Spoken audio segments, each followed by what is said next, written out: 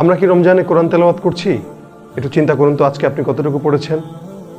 এই রমজান ব্যাপী প্রত্যেক দিন যদি একটি পারা করে আমরা তেলাওয়াত করি, তাহলে আমাদের একটি খতম হয়ে যায়। নবী করিম সাল্লাল্লাহু আলাইহি ওয়াসাল্লাম রমজান মাসে খুব বেশি কোরআন তেলাওয়াত করতেন, কারণ এটি কোরআন নাজিলের মাস।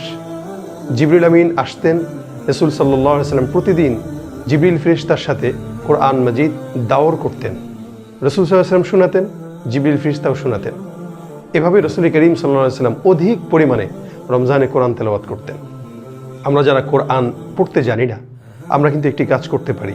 এই রমজান ব্যাপী যে কোনো আমার পাশের মসজিদ অথবা কোনো মাদ্রাসায় যে কোনো ওলামা ইকরামের তত্ত্বাবধানে আমরা একটি গ্রুপ করে প্রত্যেক দিন কমাস কম অন্তত আধা ঘন্টা বা 20 মিনিট করে হলেও কোরআনের চর্চা করতে পারি।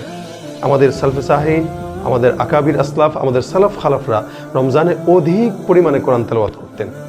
এজন্য আসুন আমরা রমজানে প্রতিদিন অন্তত এক পারা হলেও কোরআন তেলাওয়াত করি।